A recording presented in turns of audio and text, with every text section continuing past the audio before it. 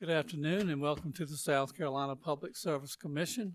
We are here today on 2025-250E, an allowable ex parte communication briefing being brought to us by Duke Energy Carolinas.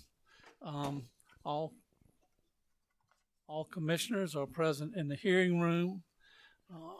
Before we proceed, could the parties' attorneys please announce who will be handling this? I might be able to. Good afternoon. I'm Katie Brown. I'm in-house counsel for Duke Energy Carolinas. Here with me today is Ashley Cooper from the law firm Baker Donaldson. Thank you for being here. And Office of Regulatory Staff. Good evening, or good afternoon, Chair Powers, members of the Commission. Representing the Office of Regulatory Staff, my name is Claire Binge. All right. And the other thing I would announce, it is Thursday, October 9th, 2025. We had hoped to start at 1:30, but because of an earlier meeting that spilled over, it is now approximately 1:50. Ms. Wessinger-Hill, if you would, please explain today's proceeding. Yes, sir, and thank you, Mr. Chairman. As the Chairman mentioned, today is October 9th, 2025. It is Thursday, and we are all here in the Commission's hearing room pursuant to a notice of request for allowable ex parte briefing from Duke Energy Carolinas, LLC. The subject matter of this allowable ex parte briefing is the construction and operation of new combined cycle generating plant in Anderson County, South Carolina. This is the same subject matter to be discussed as noticed by the Clerk's Office of the Commission for this briefing. I would note and remind everyone that this is a briefing and it is not a hearing. This means that anything or any information which is presented or discussed in this briefing is not part of any future proceeding before the Commission. The briefing must be conducted in compliance with the provisions of South Carolina Code Section 58-3-260C. The requirements of that statute are, in part, that the allowable ex parte be confined to the subject matter which has been noticed. Therefore, I ask that the presenters, commissioners, and staff all refrain from discussing matters not related to this topic. Secondly, the statute prohibits any presenter, commissioner, or commission staff from requesting or giving any comment, predetermination, any commitment, or prediction regarding any action by any commissioner or the commission as to any ultimate or penultimate issue which either is or is likely to come before the Commission. Third, I would ask the presenters, commissioners, and staff refrain from referencing any report, article, statute, or documents of any kind that are not included in today's presentation. If so, a copy of any document which is referenced during the presentation or briefing must be provided to staff for certification in the official record. Fourth, if anyone during the course of this briefing exceeds the scope of the briefing or does not comply with or fails to conduct themselves within the provisions of South Carolina Code 58-3-260, as I've explained, it is expected and required that a contemporaneous objection must be made. That means you must make it at the time you hear it or see it, not later or after we conclude. And finally, everyone in attendance today in person in the hearing room must sign in or register when you entered. If you did not, please do so before exiting. In addition to signing in, everyone in the room should have been handed a form at the door to read and sign before exiting today. It is required by state law for each person in attendance and by the Commission's process and procedures to certify that the Commission has complied today with the South Carolina Code Section 58-3-260C. I thank you for all your time and attention with regard to these requirements. And Mr. Chairman, the request and notice for this allowable ex parte briefing are in order. Thank you very much. Based upon that, is there anything else from the attorneys? All right. I'm going to turn it over to you, Duke.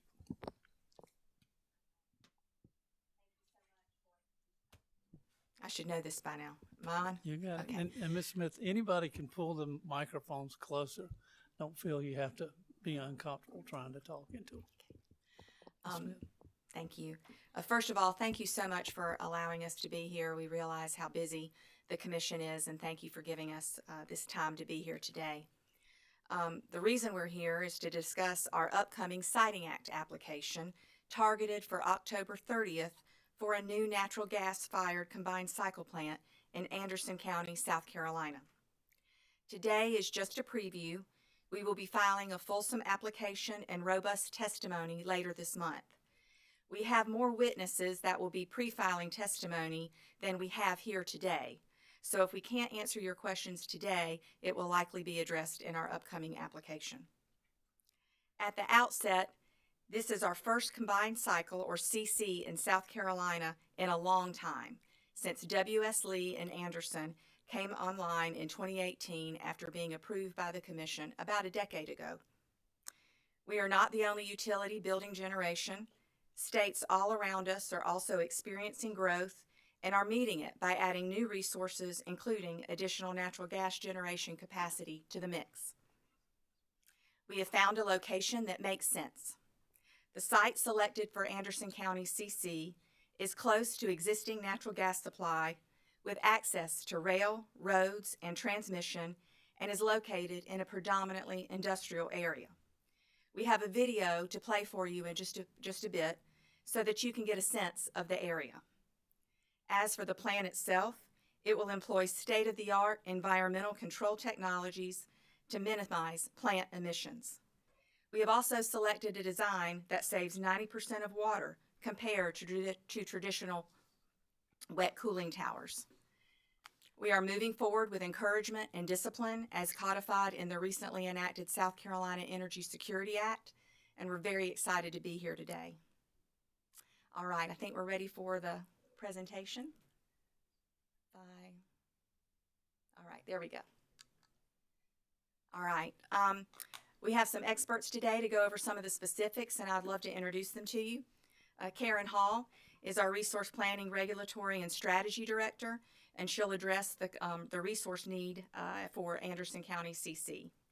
Ben Smith, down to the left, he's our Generation and Regulatory Strategy Director, and he's going to be addressing site specifics as well as some details about the plant design. Lee Mitchell is our Director of Fuel Strategy and Planning down there on the end, and he's going to address natural gas transportation and supply for the proposed plant. And Alicia Dash, to my left, is our Principal Stakeholder Engagement Manager, and she's going to be addressing the company's robust community engagement activities related to the project and our plans to garner feedback as the project progresses through development, if approved. Just before we get going, just a reminder, and I know we talk about this a lot, but it's relevant here. Our system covers both North and South Carolina. We have a dual state system, so our system doesn't know there's a state line running in the middle of it. Our plants in South Carolina serve North Carolina, and our plants in North Carolina serve South Carolina. We have a significant amount of customers. We have 4.7 million customers at retail, and 855,000 of those are located in South Carolina. And our resource plans satisfy the needs of all of the customers on our system. And that includes wholesale customers.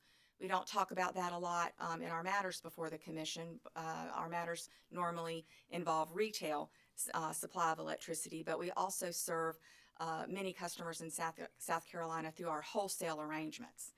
And we also have similar wholesale arrangements in North Carolina. And in fact, one of our wholesale customers has expressed an intention to be a co-owner of the facility, much like they are for the W.S. Lee plant. So North Carolina Electric Membership Cooperative has expressed an interest in partial ownership in this plant. And again, as a reminder, they're also a partial owner in our existing W.S. Lee plant in Anderson, and something that's worked out very well. It's no secret that South Carolina has been growing and continues to grow, and we need more power. That need was really the genesis of the South Carolina Energy Security Act. The governor, various leaders in the General Assembly, and chambers of commerce across the state have noted this need, and we have addressed it particular to Duke's system in other matters before the Commission. We were encouraged in the Energy Security Act to evaluate new generation opportunities, such as, but not limited to, natural gas generation, and we have done that. This matter is particular to natural gas generation, and those evaluations encouraged by our state leaders have turned into a project. And now we have a promising path to continue advancing that project being the Anderson County CC. The need for the CC was reflected in our 2023 IRP, and it's been reconfirmed with more recent modeling, which Karen will walk you through in just a few minutes. There's some notable sections of the Energy Security Act. It gives us guidance, but it also gives us guardrails. It's about 80 pages. It's a whopper of a bill, and I've excerpted just a few sections here that we keep in mind as we're moving forward with advancing this project. First of all, Section 6 is the section that encourages the development and the evaluation of new natural gas-fired generation in the state of South Carolina. And so that's certainly an opportunity and something that we've been working on in terms of that evaluation. It also has the guardrails of construction monitoring. So that is something that we believe will also apply to this project in terms of that construction monitoring. Section 13 also applies. It has certain statutory timeframes and other requirements under the Act. And it also provides that certain milestones need to be shared pre-application with agencies that are reviewing such permits and certificates. If you look at sections 33 and 21, that also encourage generation diversity and the development of long lead resources with an emphasis on reliability. And we also see the importance of economic development to South Carolina, including consideration of economic development in resource plans. And then finally, there's another reference to construction monitoring for plants over $500 million, and this would be one of those. And so we, again, envision that construction monitoring would apply to this plant if it were to be approved. Together, all of these provisions establish a comprehensive regulatory policy framework that encourages near-term natural gas generation development, and we are pursuing it along with other forms of generation and energy efficiency as part of our all-of-the-above energy strategy to meet the growing needs of the state. Here are the proposed milestones. We had filed these with the Commission, and the Commission issued an order on October 2nd for some procedural dates for the application we'll be filing later this month. You can see this briefing as one of the milestones, and then the rest of the procedural milestones that were addressed through that scheduling activity. There's more activity, of course, than just appears on this slide. We have begun the filing process for our air permit with the Department of Environmental Services. And then we also have a lot of activity before and after these dates and in between on stakeholder and community engagement, which Alicia will be sharing more about in a few minutes. As far as Anderson County, we have long been a partner in Anderson. We have a long history in the area. We're proud to serve an integral role in supporting the growth of the local businesses, and we are deeply embedded in the fabric of the community.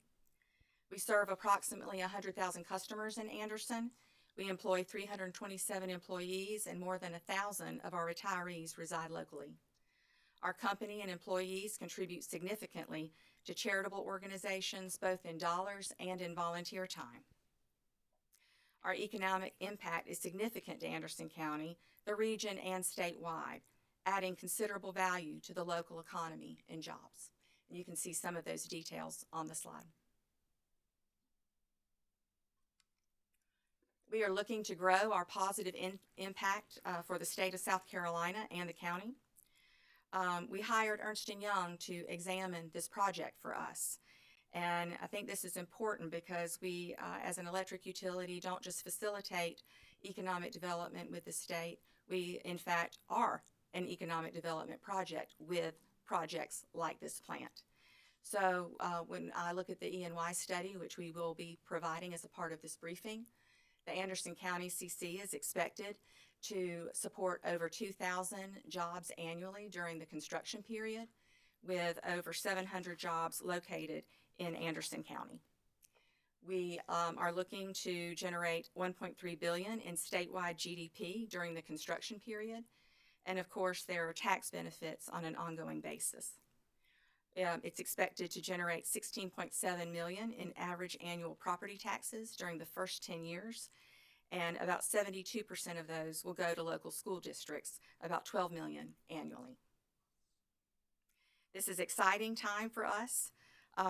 We're excited to power South Carolina's future and to continue to bring economic benefits to Anderson County and the state of South Carolina. And with that, I'd love to turn it over to Karen, who can take us to where it all started, which is the need for the plant to begin with. Thank you. Thank you, Chair Powers, Vice Chair Williams, Commissioners, for having us here today to talk about the Anderson County Combined Cycle Project. As Heather mentioned, my name's Karen Hall. I'm the Regulatory and Strategy Director for Duke Energy's Carolinas Resource Planning team. And this is my first time appearing with you all today. But I've lived in the upstate since I was a kid, and I have seen the tremendous growth that has taken place there, transformative growth over the past several decades. And it isn't just in the upstate, it's across the state of South Carolina and into North Carolina as well. So I'm really thrilled to be discussing with you all today how Duke Energy is planning to meet this growth in South Carolina's future energy needs with resources like the Anderson Combined Cycle.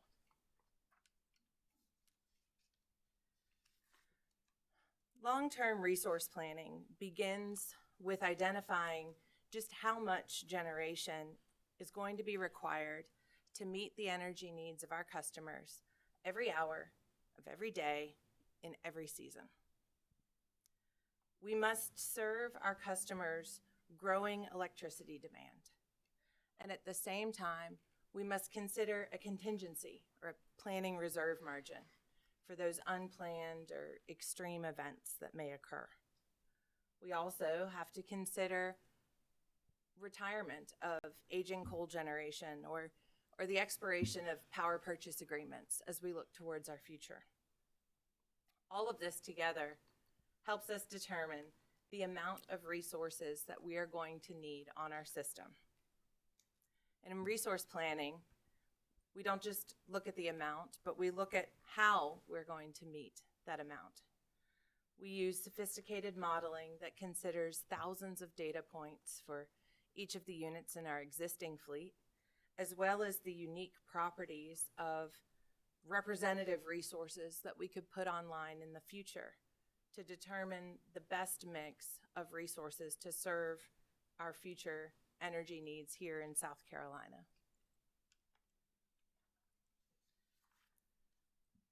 Around this time last year, the Commission approved our 2023 IRP, which included a diverse mix of natural gas, solar, energy storage, and other resources. Commission, of course, found that at the time that plan was filed, it was the most reasonable and prudent means for meeting South Carolina's future energy and capacity needs. The 2023 IRP identified a need for 5 total combined cycle facilities by the year 2033. The first 3 of those were actually needed by 2031 in order to grow into the 22% reserve margin that was also approved by the Commission in the 2023 IRP. The Anderson County Combined Cycle Facility is the generic combined cycle number 3 identified in our 2023 IRP. In the proceeding, we identified the near-term actions necessary to bring Anderson County Combined Cycle online for the benefit of customers, including submitting it into DICES in 2024, filing a Siting Act application in 2025, which is why we are all here today to talk about, and receiving interconnection agreements for the facility in 2026. And the Commission found that these steps were reasonable to grow into that 22% planning reserve margin, a 5% increase over the 17% reserve margin from previous cycles. Anderson County combined cycle is a critical asset for meeting growth and for growing into this planning reserve margin as part of our diverse mix for economically and reliably meeting South Carolina's future needs. May I just want to clarify something as I can. And I know we're talking about Duke Energy Carolina's Anderson site because that's located in what is currently Duke Energy Carolina service territory. Yes, but ma'am. when you're referencing the IRP, I just want to be clear, that was for both Duke Energy Carolinas and Duke Energy Progress, correct? It was Yes, a ma'am. Carolinas. So I just want us to be clear on that this isn't just speaking to Duke Energy Carolinas region. It is speaking to the state and the whole system as a whole. Yes, Is that that's correct? right. Okay, thank you.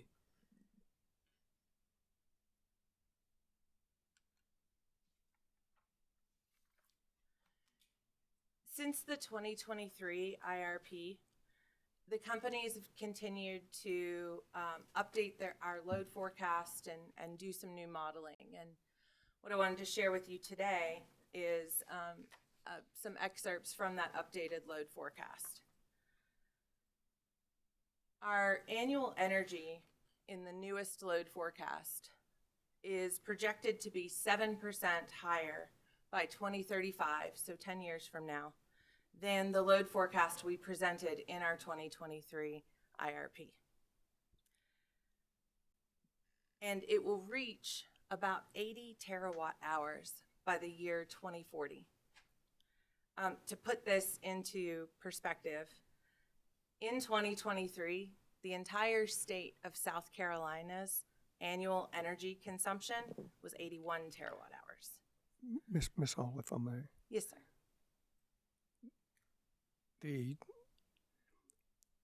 Are you showing us saying that 7% increase is above these supplemental, and that's what, in less than 12 months? Yes, sir.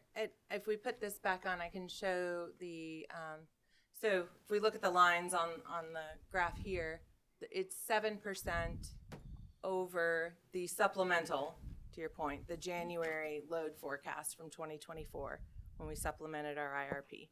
So our newest load forecast is higher than that one.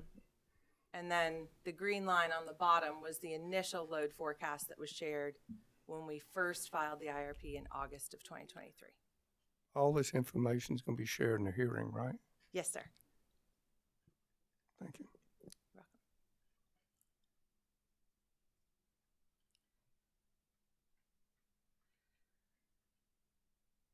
So we're continuing to see a significant amount of growth in the Carolinas.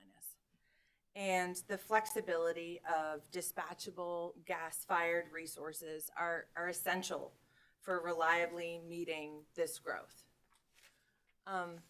It's important to highlight, I believe, that CC3, in more generic terms, or the Anderson County combined cycle, is not tied to a retirement of existing coal generation, but is critical as a growth resource for meeting the growth here in South Carolina and in the Carolinas as a whole.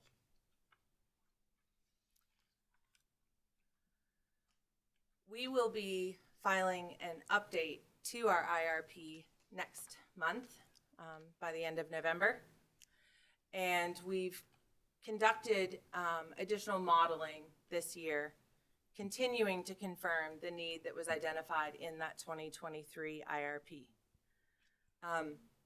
While we could walk through all of these, I wanted to call out a couple of highlights. So what we've done in this slide is taken those near-term execution actions from the 2023 IRP, as well as the ones that we've identified in our 2025 modeling, and place them kind of in the same view.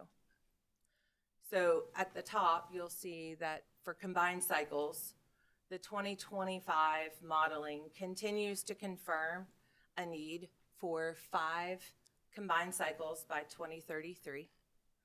And as I mentioned earlier, Anderson is Unit 3, and our 2025 modeling confirms that it is needed, again, by the year 2031 to meet our future growth in the Carolinas.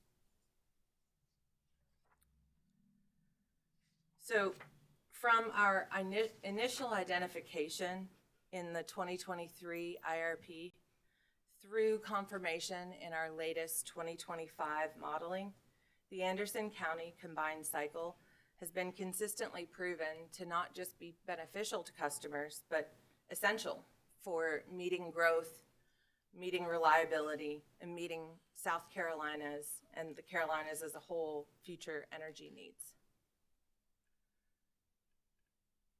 Chair Powers, Vice Chair Williams, Commissioners, again, really appreciate the opportunity to be here today. I think we're going to pause to see if there are questions for Heather or I before I turn it over to whoever I'm throwing this to down there. Are there any commissioner questions at this time? Mr. Chair, Vice Chair Williams. I'm not requesting a lot of information, but just sort of curious about that wholesale arrangement you have with the electric cooperative. Just would like to hear more about that. Can you hear me? Yes, so we, NCEMC is a co-owner in our WS Lee plant. And if you think about it, we already account for wholesale load in our integrated resource plan. So when an integrated resource plan comes in front of y'all, it's the load to serve the entire system. That's retail and wholesale. And then what happens in cost allocation is the cost to allocate, or the allocated cost for wholesale, are allocated away from the retail jurisdiction. So we're only looking at retail, what it costs to serve retail customers. But in terms of the facilities that we build, they serve all customers across our system. And so we have multiple wholesale customers in South Carolina. I did mention NCEMC. They have expressed an interest in having similar ownership in this facility. We will address it more in our application. And I think it's also good to note in our WS Lee application, NCEMC was also a co-applicant. We're still working through the finer details of what the arrangement will be, and we'll have witnesses that will explain those details on October 30th when we file our application.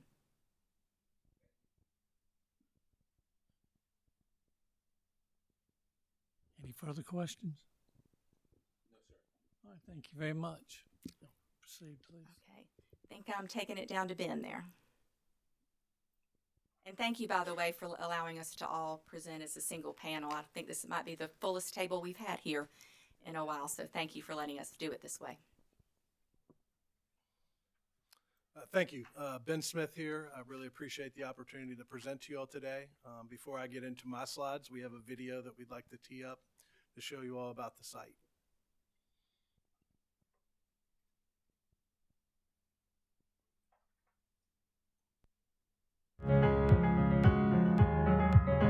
Hi, I'm Alicia Dash, and I work for Duke Energy's Infrastructure Engagement Team with South Carolina. And I'm Trent Acker, Government Community Relations Manager here in Anderson.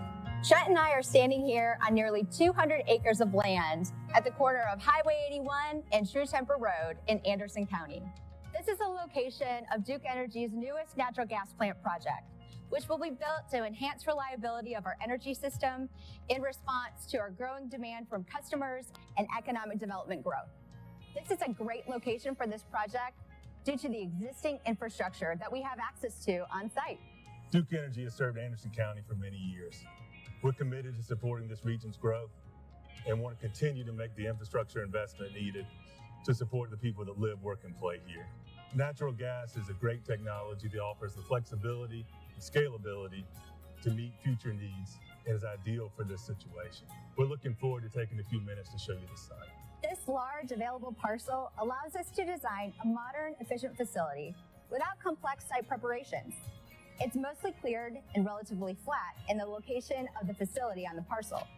That flat terrain allows us for faster construction and development, which means we can bring potential energy resources online more quickly.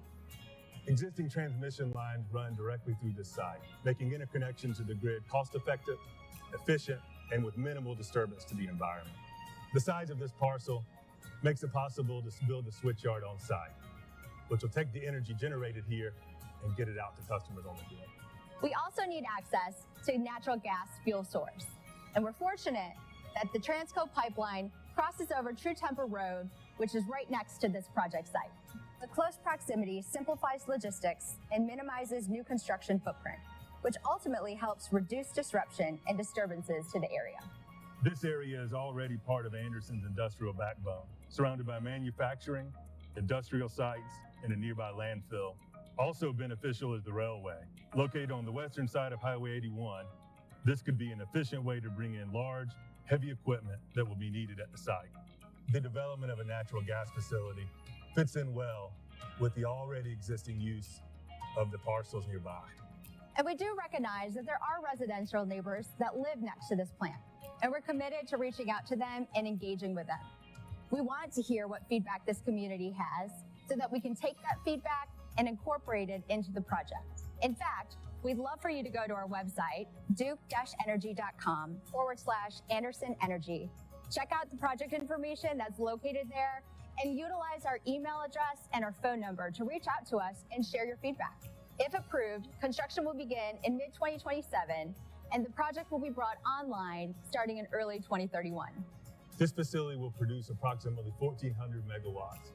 Using state-of-the-art turbines and a high-efficiency design, it will drastically reduce the amount of water needed to operate the facility. Natural gas power plants provide a wide range of economic benefits, investing in local schools and enhancing community services. Natural gas power plants offer the flexibility and scalability that make them ideal for meeting future energy needs. This isn't just another site. It's an opportunity to provide a reliable, efficient, and responsible energy future for Anderson County. We invite our project neighbors, our stakeholders, and the Anderson community to join us in this exciting journey. Thank you for your interest in this project as we work to build a smarter energy future for our customers and our communities.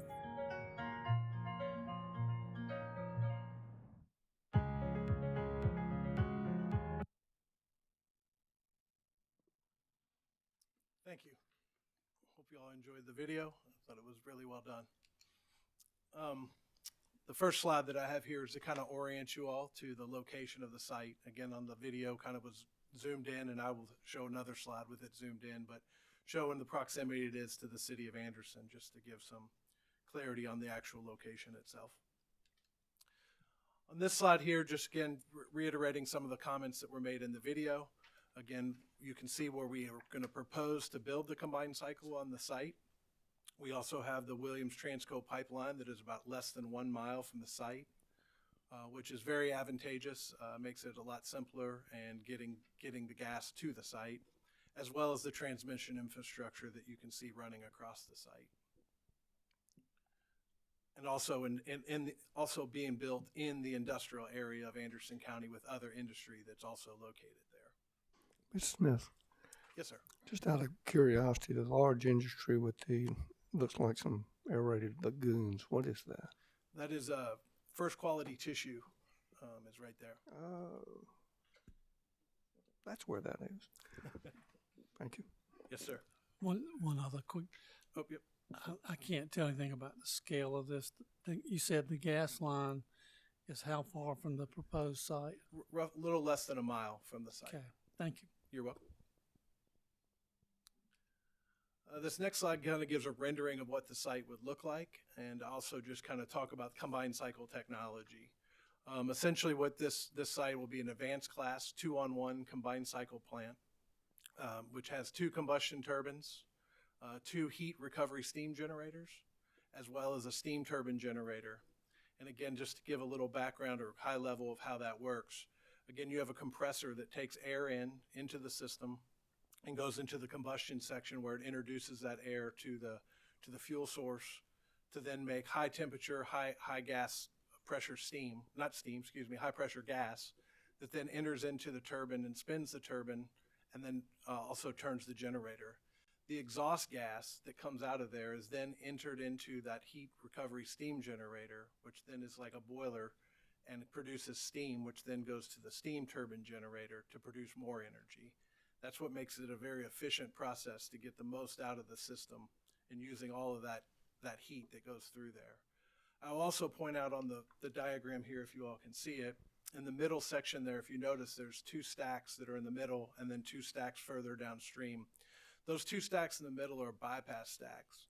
And what that does is allows for added reliability for this site. If we do operate some sites that do not have bypass stacks, and in that case, if that steam turbine generator either needs to be in a planned outage or forced outage, it would make the whole entire site not be able to operate.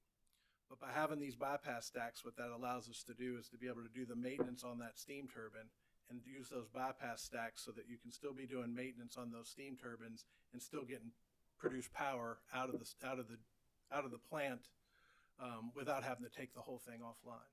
So that provides a lot more reliability and being able to provide generation when generation's needed. Also at the very top of the picture there, there's what we're calling is an air-cooled condenser. With the site being over 200 acres or around 200 acres, it allows us to be able to site this on the site. Water was going to be a constraint here. We don't have a water source that's close by, but an air-cooled condenser allows us to not only be able to cool, but it also does it by using significantly less water, roughly 90% than your traditional wet-cooled condenser. So again, roughly 10 million, traditional would use roughly 10 million gallons per day, where this would only utilize 1 million gallons per day. Again, I've mentioned some of the benefits, but also as been mentioned, we are seeing local community support. As Karen talked about, the amount of load growth and economic growth that's coming to the Carolinas, this plan is specifically to address that. As she mentioned, this is not replacing a retired coal plant. It is a growth facility that can bring and also brings an advanced technology that provides operational flexibility and reliability, as I talked about. Also, I'd also mention that we will have fuel backup, low sulfur diesel fuel with 3 days on-site storage, again, helping with the reliability. We'll also have the selective catalytic reduction to help reduce emissions, and I already mentioned the air-cooled condenser.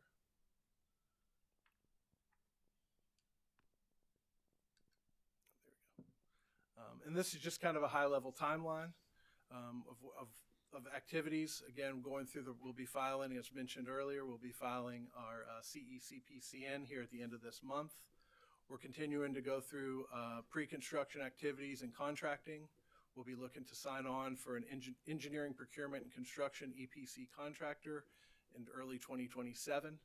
Our PMC team, our project management construction team, will be geared up for Duke Energy oversight of the project, which is also part of the construction monitoring that's also part of Act 41.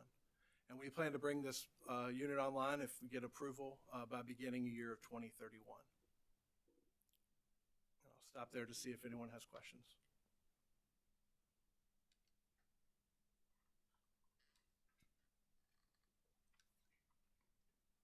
And I'm going to turn it over to Lee Mitchell.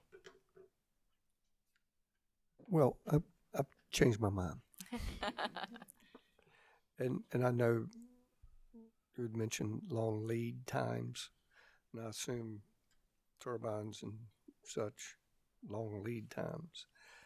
Is all of that has been factored into this and confirmed and verified?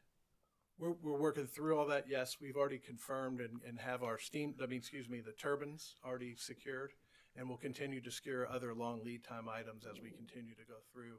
We will have a witness in the case, Bobby Smith, who will be able to give more details as part of his testimony as it relates to the other long lead time equipment. Thank you.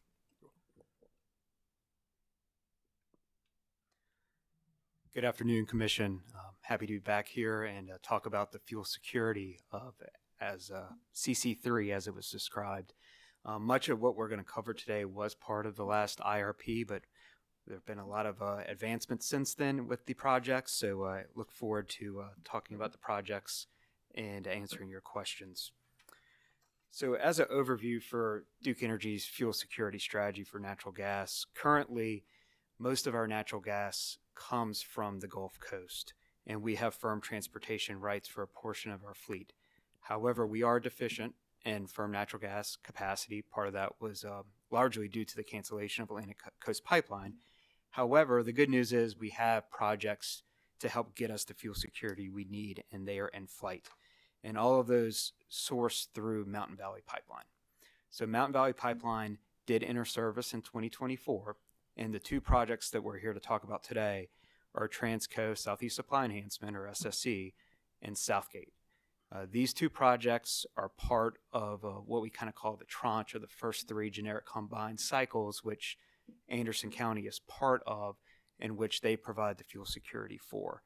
So that interstate firm transportation capacity allows us to have the gas needed to reliably operate the unit 365 days a year. So moving forward to the Transco expansion, as was shown in the last map, Transco runs right near this site. And again, Transco's system is not just a singular pipeline, it's multiple pipelines in the same right-of-way.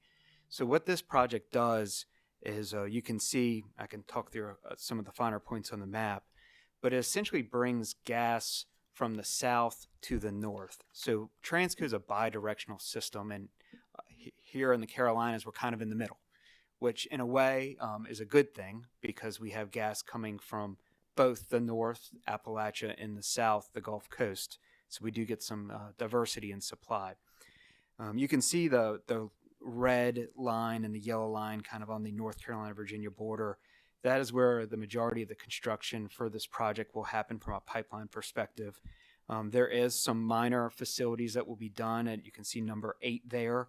That is a existing compressor station. They're just going to modify that to make it bidirectional, like we were talking about. That unit's between the W.S. Lee and Anderson sites, so that'll be a good thing for the system. But all in all, this project will bring a lot of Mountain Valley Pipeline, lower cost Appalachian gas into the state of South Carolina, not only for Duke, but for other customers.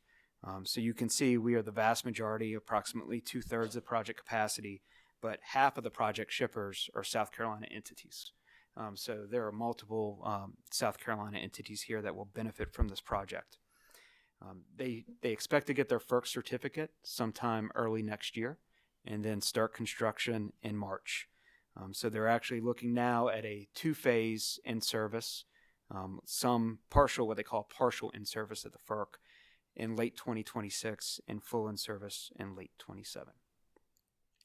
Happy to answer any questions on Transco.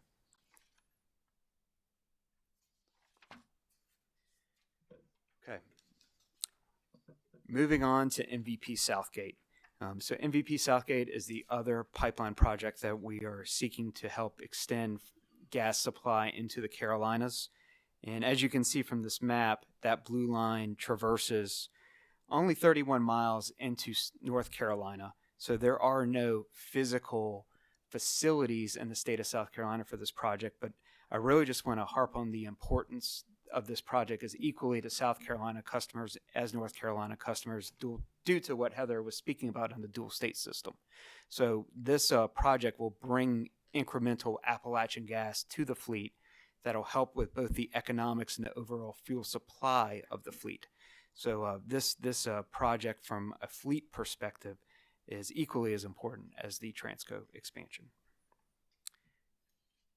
I believe this is my last slide, so any questions on Southgate or any of the other material? Any questions? Commissioner Cast? And I know you probably mentioned it, I'm looking everywhere, as far as that project. The expected in-service is mid-2028 for that line to be constructed and in use. For Southgate, it is mid-28 to be in use. And for the Transco project, it's 2 phases. So part of it will come in late in 26 and part in late 27. Thank you. Thank you, Commissioner.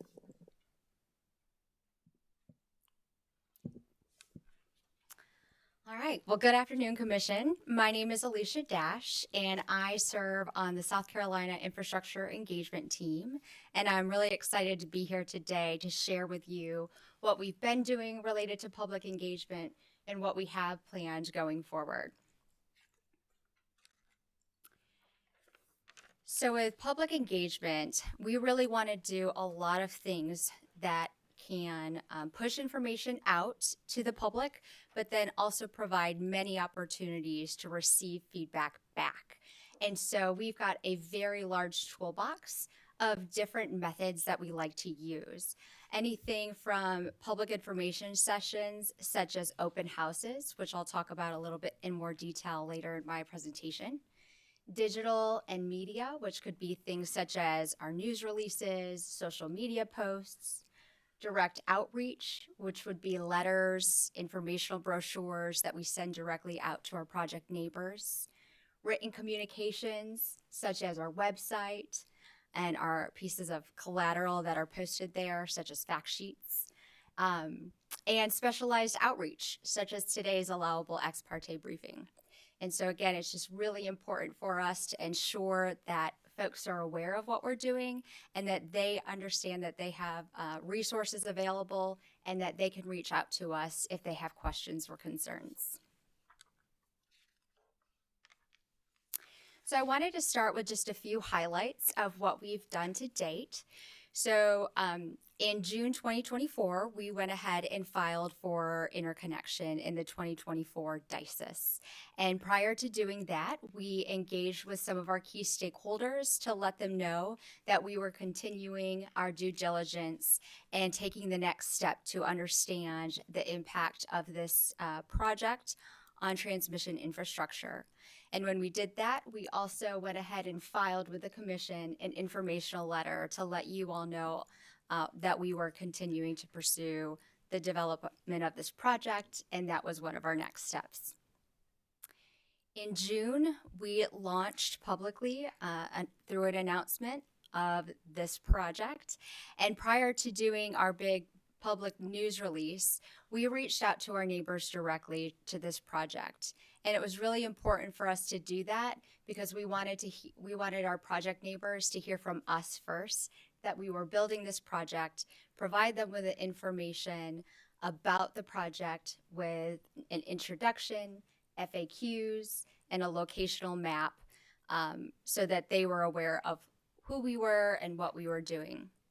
In addition to that, we also provided them with our website information and contact information for them to follow up if they had any questions or concerns. And as you'll see, on June 9th, we went ahead and issued our press release announcing the project, sharing with the general public more information about the project, and also providing our website for folks who are interested in learning more about the Anderson combined cycle. And since then, we continue ongoing engagement and outreach with stakeholders and community members. And recently we mailed a brochure again to our project neighbors, providing yet another opportunity to share information about the project and provide them with our contact information should they want to reach back out.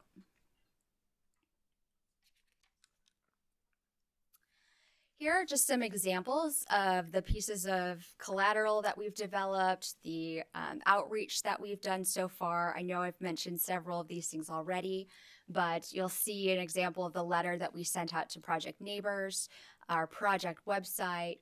Our project website also hosts our FAQs and our project fact sheets, where folks can get specific information about the Anderson project, but also the combined cycle technology, some of which Ben shared with you earlier. You'll also see an example of our news release, some of our social media posts, our internal employee engagement, and then what I'm really excited to talk to you about in this next slide, our upcoming event, which is our neighborhood level open house. So just touching quickly to highlight a few near-term engagement activities that we have planned. Today we're here for the Allowable Ex Parte briefing, and just in about a week and a half, we'll be hosting our first neighborhood level open house. And again, we realize that the unique situation for folks living near and close to this project.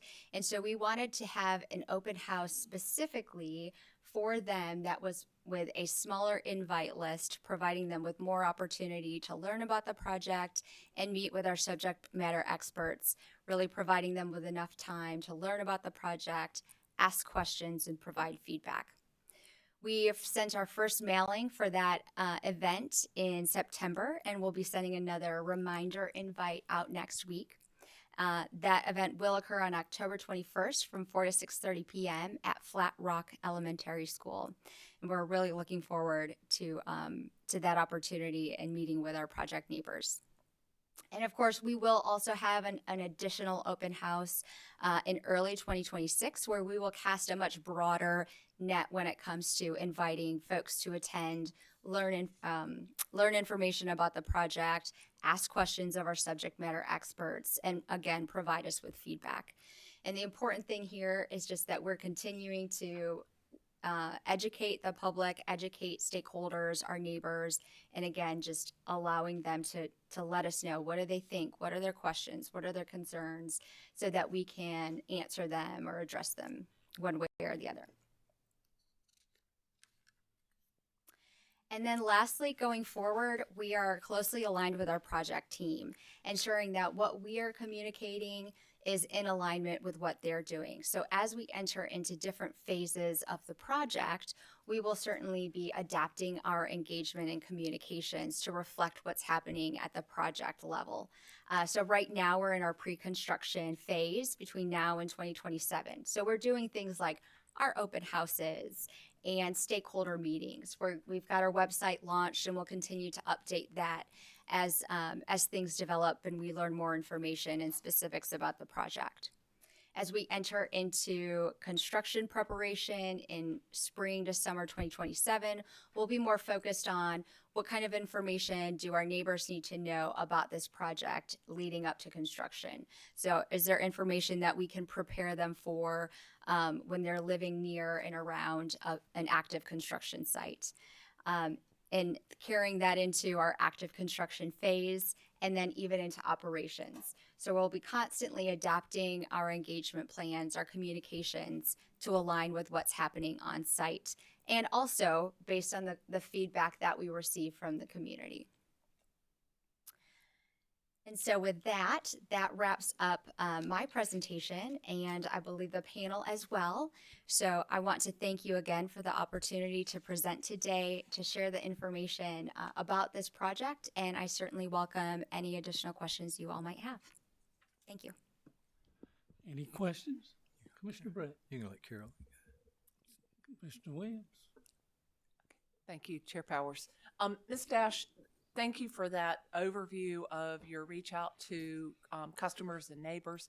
I'm curious what, and it may be too early to say, what kind of response you've gotten, either in numbers or in the temper of the responses. So generally feedback has been positive. We are looking forward to the open house in just a week and a half, because we're hoping to get a lot more attendance where we can get a lot of feedback. But so far it has relatively been positive, but it has also been low. So we haven't received a whole lot of emails or phone calls or outreach directly. But we are anticipating that to pick up as the project continues to develop. Is there a number one or two questions that you've heard the most? I think I would have to defer that to once we have more information. I understand. We've received more feedback. It's just been so low, such a small number, right? That I don't know that I can really classify it that well at this point. Okay. But it's a great question. We'll continue to monitor, and we can report back on that. Sounds good. Thank you. Thanks. Thank you, Commissioner Williams. Commissioner Brett. Thank you, Mr. Chairman. I don't really have a question. I do want to say just three quick things. First of all, thank you for not using drones in your video. We had one not long ago, and several of us got motion sick. But so thank you, and that was a very good video, and you did a good job, Ms. Dash, in your presentation. The second thing is, I've been doing economic development myself in my former life for 35 years, and I really don't think I've ever heard a more professional presentation by a group of people in my life presenting about their project and their company, what it was going to do. The thing that jumped out the most to me, and I think by the level of questions you answered so many of our questions that would have your level of your presentation, but the thing that jumped out to me the most was back, I think either Ms. Smith or Ms. Hall's presentation, when they were doing their presentation, was that number, 16.7 million annual property taxes being paid to Anderson County. Again, I was with a county that we had over $100 billion invested in 33 years. There was only one company to this day that pays more than that. And several of the commissioners who were at my swearing in heard me talk about them. I won't mention their name, but I refer to them as the Golden Goose. But anyhow, that is phenomenal. And the economic impact it'll have on those school systems there with that amount of money, that just blew me away. So anyhow, thank you all for a great presentation. I appreciate it. Thank you, Commissioner Brett. Any further commissioner comments? Thank you all very much. It's a lot to digest, and I wish you luck with your project, and I'm sure we'll see you again. We are adjourned. Thank you.